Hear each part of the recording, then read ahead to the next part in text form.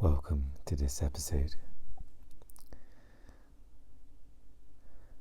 I thought we'd start with A New Earth and continue the reading and the momentum of that book. And perhaps afterwards it would be nice to share some of my views on what perhaps needs to change a little bit in regards to this podcast, or related material, I should say. And it might be nice to get your take on it as well. It's always valuable getting some feedback and encouragement also. And perhaps if there is anything more to share about my current journey, I can also share that with you as well.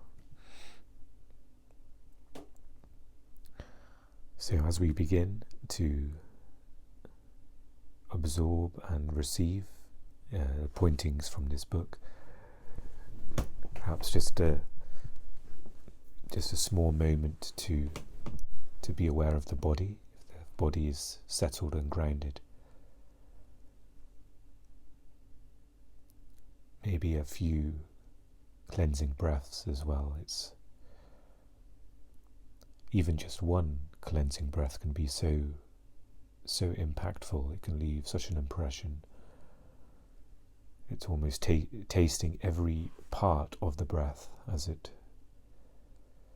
A lot of the time the breath is lost. You're breathing in and out, but to really enjoy the breath, perhaps we can just give ourselves a moment to fully feel the body and mind relax as we exhale, and a gentle cleansing inhale of breath.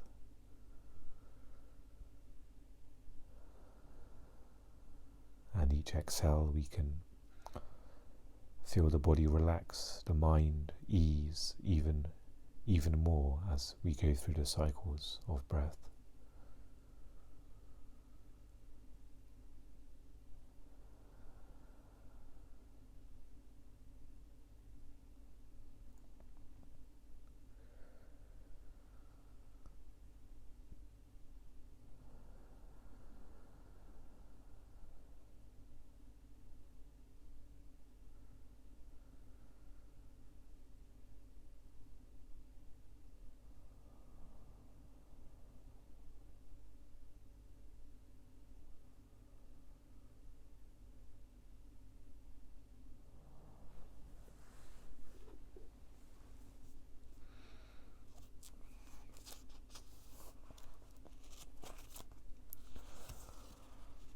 So, as a reminder, we are reading the chapter titled The Pain Body,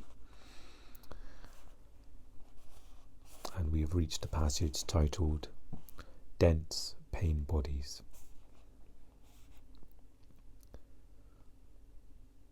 Some people carry dense pain bodies that are never completely dormant.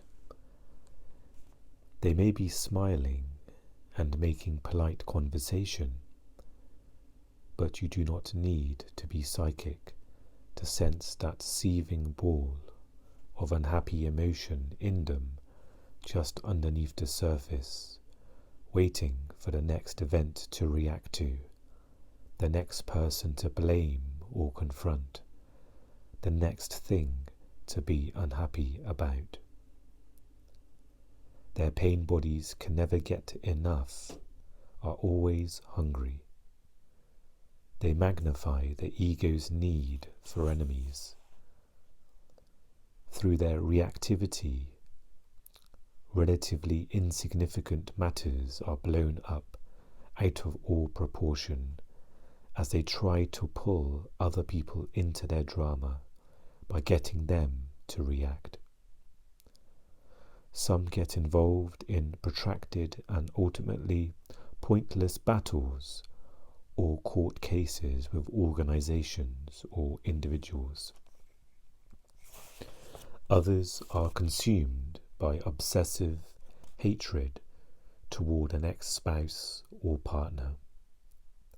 Unaware of the pain they carry inside, by their reaction, they project the pain into events and situations. Due to a complete lack of self-awareness, they cannot tell the difference between an event and their reaction to the event. To them, the unhappiness and even the pain itself is out there in the event or situation. Being unconscious of their inner state, they don't even know that they are deeply unhappy, that they are suffering. Sometimes people with such dense pain bodies become activists fighting for a cause. The cause may indeed be worthy, and they are sometimes successful at first in getting things done. However, the negative energy that flows into what they say and do, their unconscious need for enemies and conflict, tend to generate increasing opposition to their cause. Usually, they also end up creating enemies within their own organization, because wherever they go, they find reasons for feeling bad, and so their pain body continues to find exactly what it is looking for. And the next passage is titled Entertainment, the Media and the Pain Body.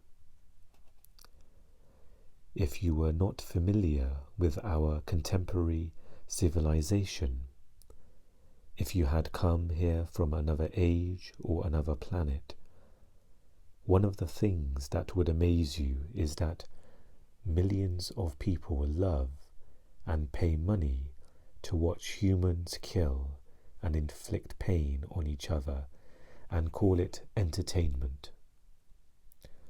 Why do violent films attract such large audiences? There is an entire industry, a large part of which fuels the human addiction to unhappiness. People obviously watch those films because they want to feel bad. What is it in humans that loves to feel bad and calls it good? The pain body, of course.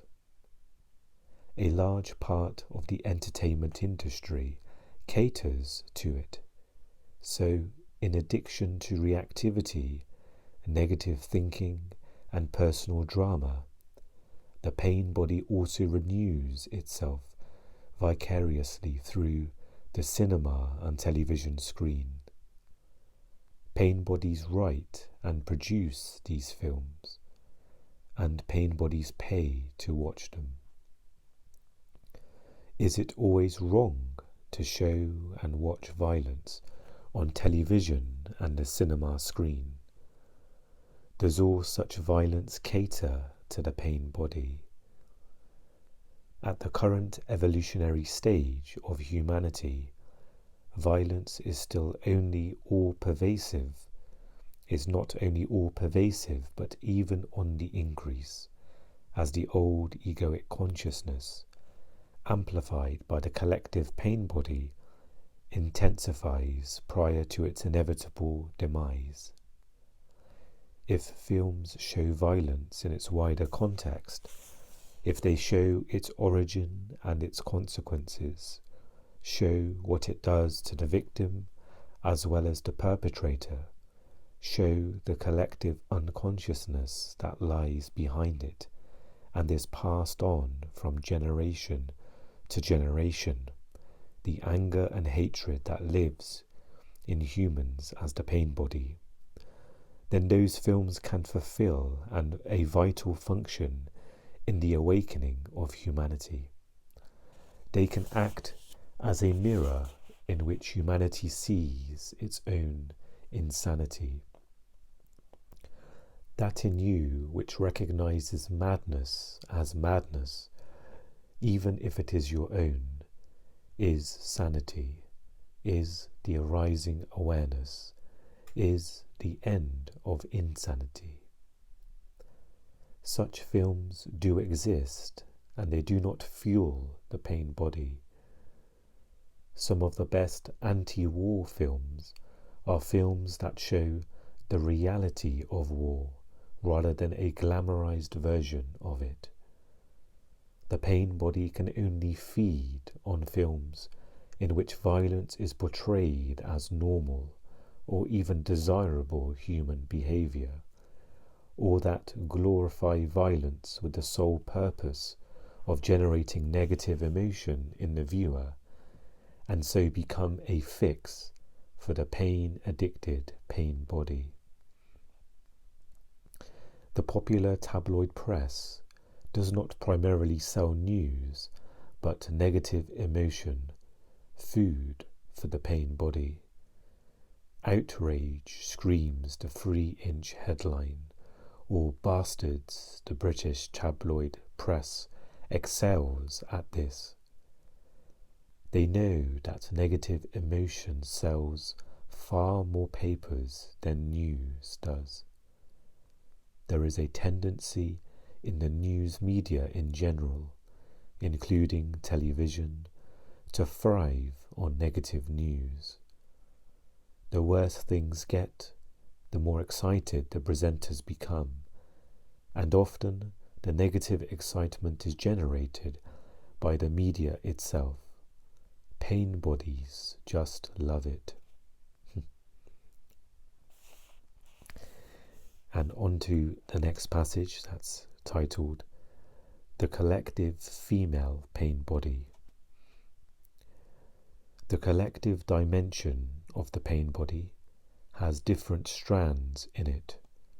Tribes, nations, races, all have their own collective pain body, some heavier than others, and most members of that tribe, nation, or race have a share in it to a greater or lesser degree. Almost every woman has her share in the collective female pain body, which tends to become activated, particularly just prior to the time of menstruation. At that time, many women become overwhelmed by intense negative emotion. The suppression of the feminine principle, especially over the past 2,000 years, has enabled the ego to gain absolute supremacy in the collective human psyche. Although women have egos, of course, the ego can take root and grow more easily in the male form than in the female. This is because women are less mind-identified than men. They are more in touch with the inner body and the intelligence of the organism, where the intuitive faculties originate. The female form is less rigidly encapsulated than the male, has greater openness and sensitivity toward other life forms, and is more attuned to the natural world. If the balance between male and female energies had not been destroyed on our planet, the ego's growth would have been greatly curtailed. We would not have declared war on nature, and we would not be so completely alienated from our being. Nobody knows the exact figure because records were not kept, but it seems certain that during a 300-year period, between 3 and 5 million women were tortured and killed by the Holy Inquisition, an institution founded by the Roman Catholic Church to suppress heresy. This surely ranks together with the Holocaust as one of the darkest chapters in human history. It was enough for a woman to show a love for animals, walk alone in the fields or woods, or gather medicinal plants to be branded a witch, then tortured and burned at the stake. The sacred feminine was declared demonic, and the entire dimension largely disappeared from human experience. Other cultures and religions such as Judaism, Islam, and even Buddhism also suppressed the female dimension, although in a less violent way. Women's status was reduced to being childbearers and men's property. Males who denied the feminine, even within themselves, were now running the world, a world that was totally out of balance. The rest is history, or rather, a case history of insanity.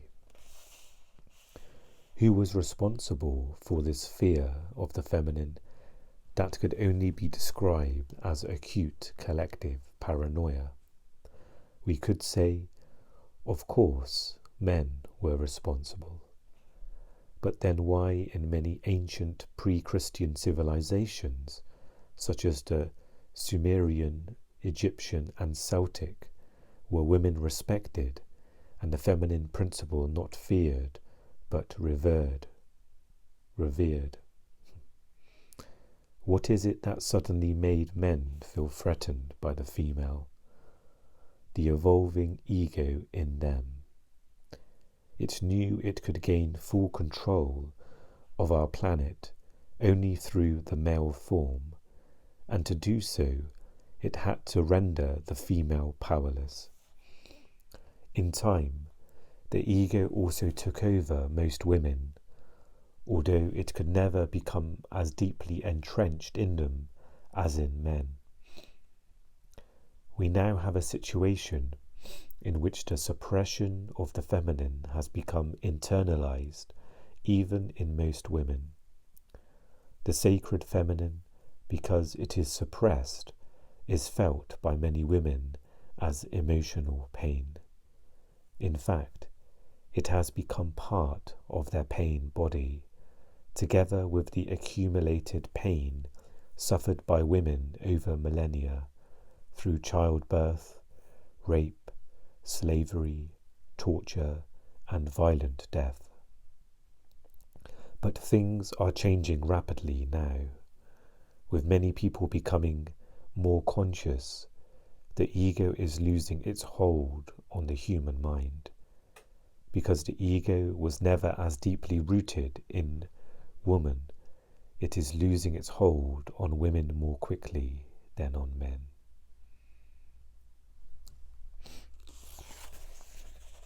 So I'm going to end the reading there for the moment. I'm just in touch with my own energy, and it would be nice to just talk a little bit more before the episode ends as well. And perhaps we can touch upon a few of the points that we have read today.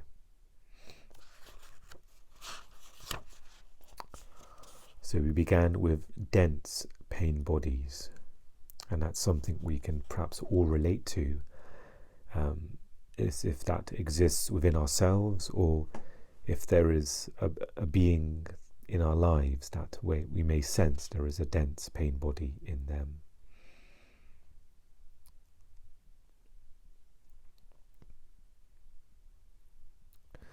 And it begins with the sense, that seething ball of unhappy emotion in them, just underneath the surface, waiting to react, waiting to blame, to confront, to complain about the next unhappy thing.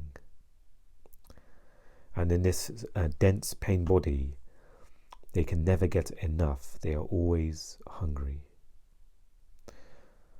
So as we understood the pain body last week, when it wants to feed, once it gets triggered, it's almost on standby looking for an opportunity. And within dense pain bodies, this is even greater still. There is an even greater force behind awaiting for its opportunity to feed. And the length of time may differ as well.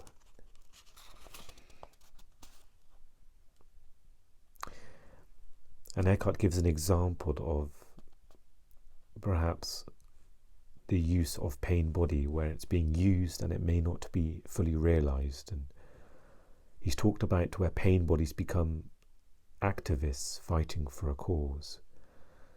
And at first that you may get the results. There may be that fire of the pain body, that sharpness.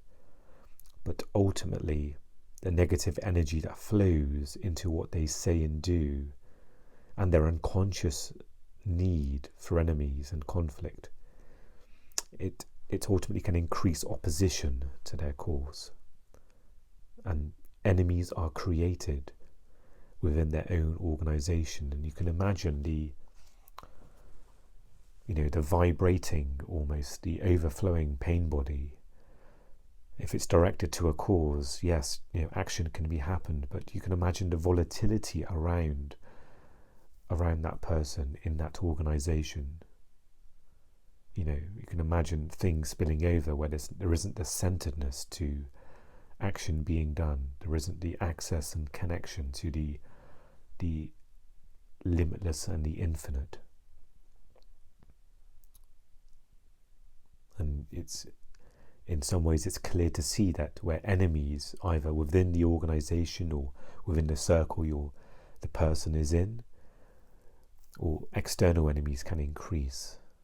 There is that almost need for that confrontation, the need for enemies. So just to be aware of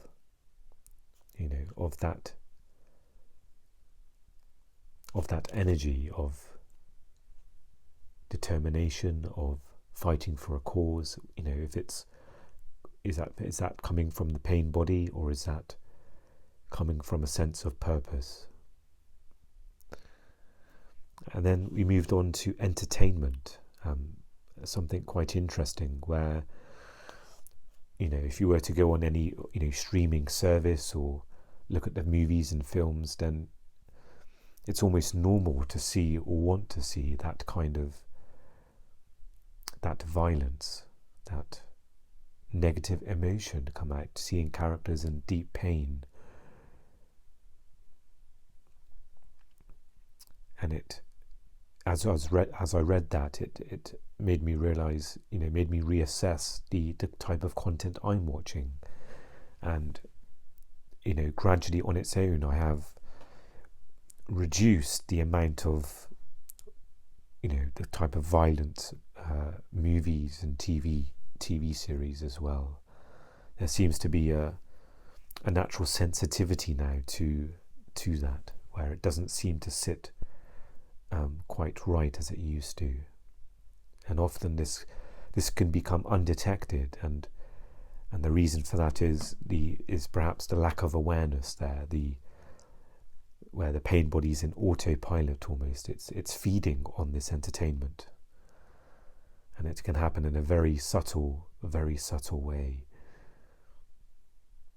And it's not to say perhaps you should suddenly just stop watching. It's just having that awareness to begin with, and allow the awareness to gradually take care of your energy, of what wants to come into your energy.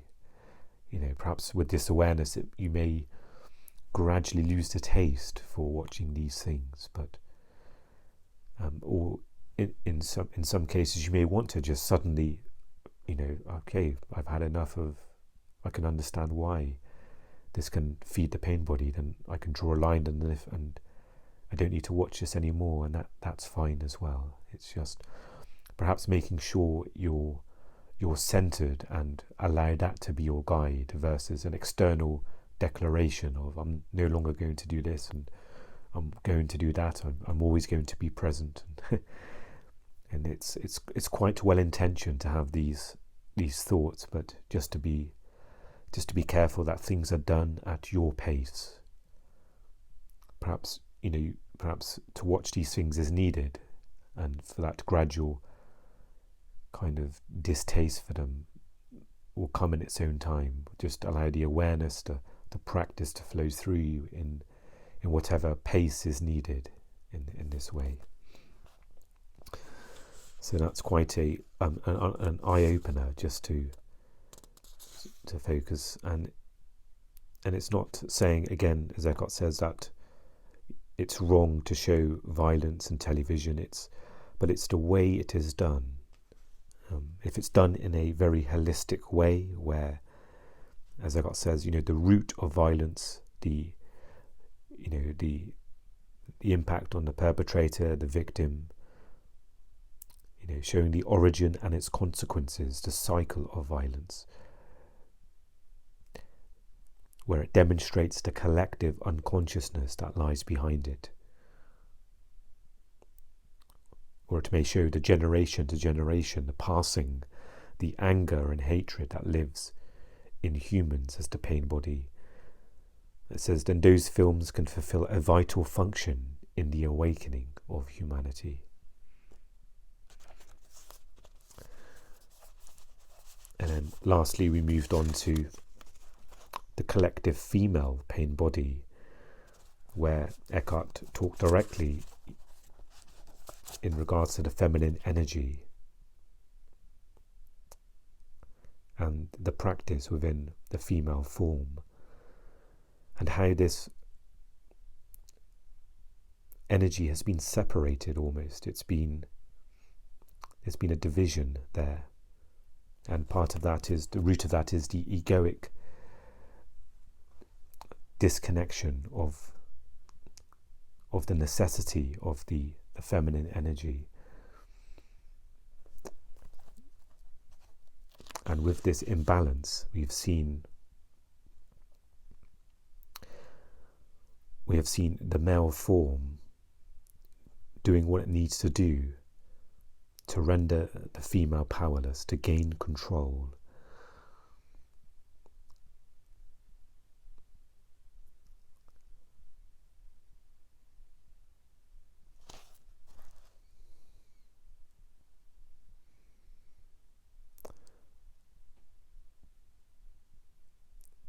And it talks about, whatever form you are in, the sacred feminine is being suppressed.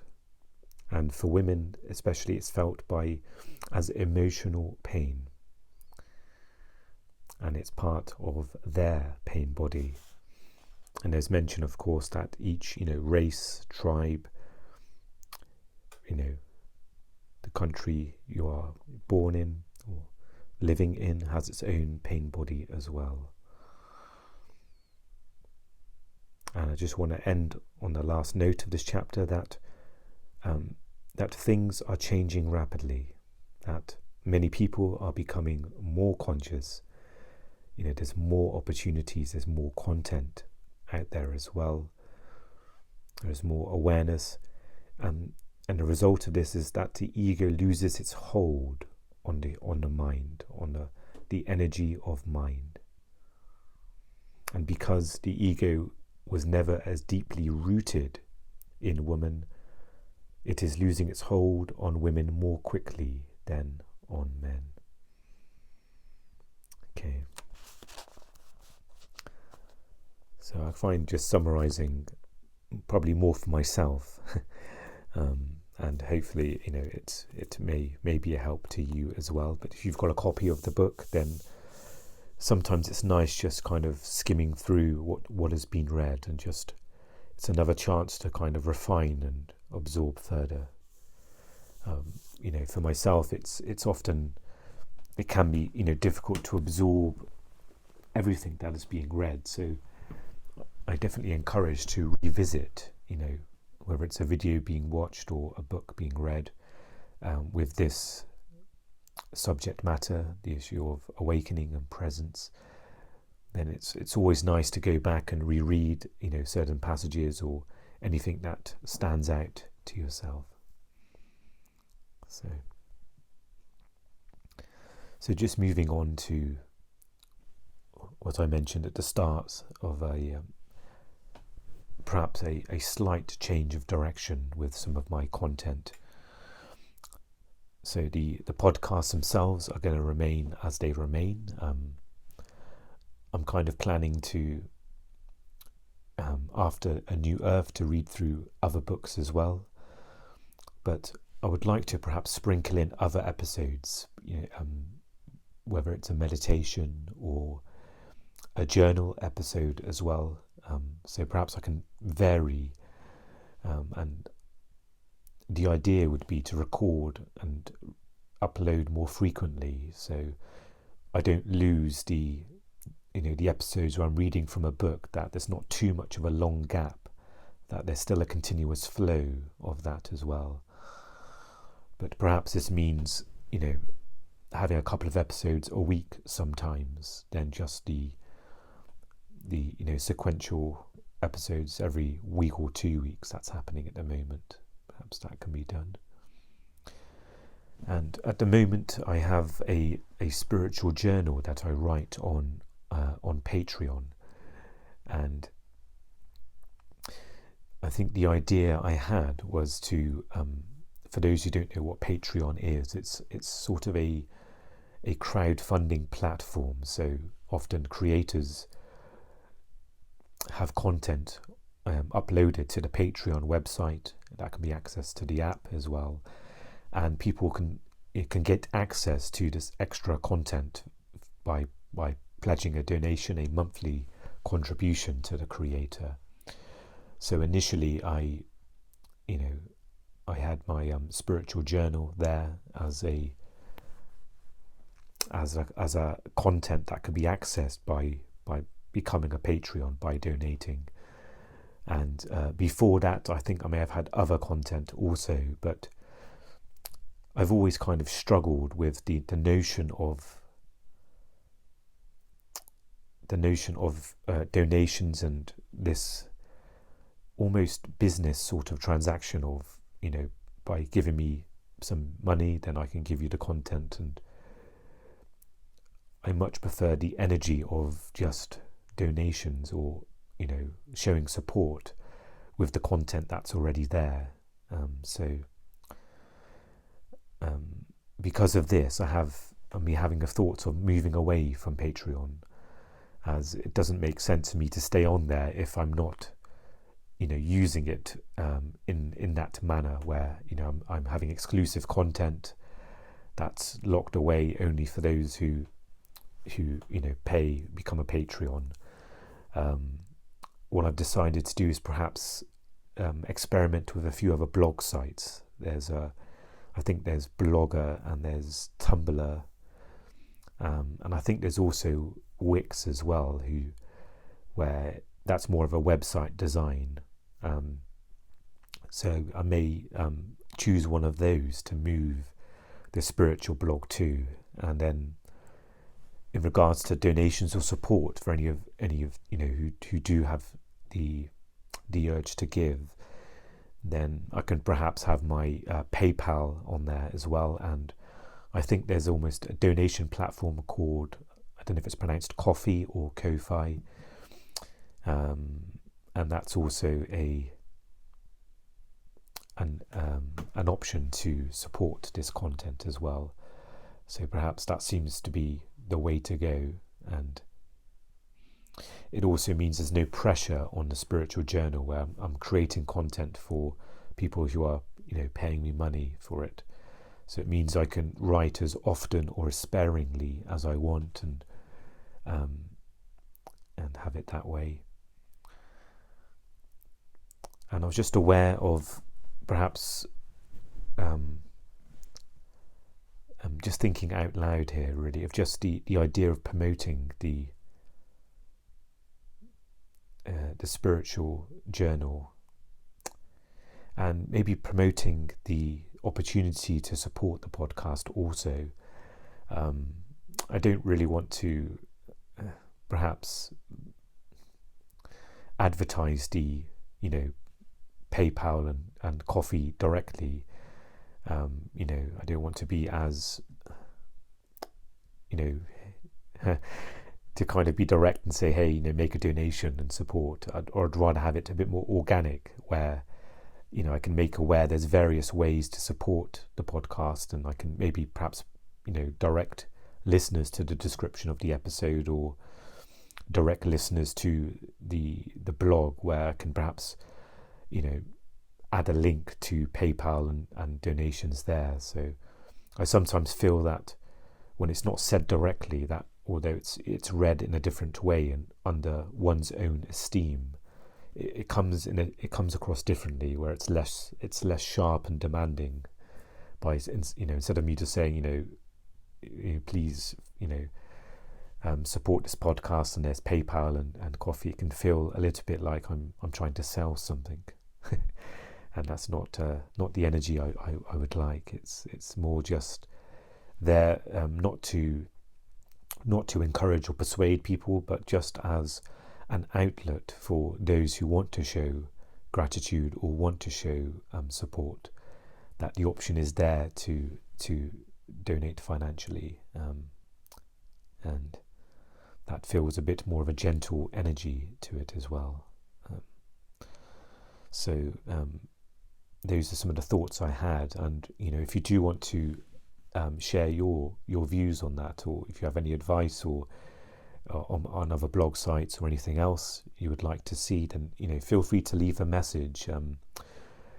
I know on a lot of the platforms, especially the podcast ones, there isn't a way to comment. On my YouTube, of course, you can leave a comment in that section of the YouTube. Did I just say the YouTube? for like a an older generation person, that's just referring to YouTube in that way. But you can also message via Twitter or Instagram. I'm looking to, perhaps there's some energy there to write some more poetry, so I upload that to my Instagram account. So yeah, whatever method there is for you to get in touch, if you want to kind of share your support or give me a thumbs up to say yes, this I like the idea of this content, the spiritual journal being on there, and yeah, it'd be nice to interact also. And one of the things for the spiritual journal is that it would be nice if there was a space to comment. And I think on Blogger there is. If you're logged into like a Google account, you can leave a comment under a post. And I'm not sure about Tumblr. I haven't really experimented with that, or I've not tested a blog on Wix yet either. But it'd be nice if there's a way to to just share it on social media, or to comment as well. That I thought that might be useful to do. Just going to check the time of the 38 minutes. Okay.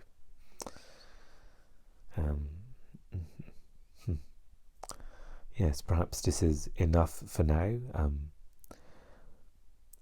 Perhaps I can have the intention of doing a journal episode in a day or two's time. Maybe that could be my second episode during the weekly cycle, and then the episode after can return to a new earth, hopefully within the next week, so there's a continuous flow. So okay, perhaps as we end this episode, we can end as we've began. We can allow what has been said and what has been absorbed to settle in us, to almost flow through us in some way, that nothing needs to be remembered. As we take a few cleansing breaths, just to be aware of our bodies, if we're sitting down, or if you're walking, listening to this, perhaps just be aware of the energy flowing through. And we can take some cleansing breaths of gratitude, as I'm very grateful for reading this, for sharing this space with you, as we all read and learn together.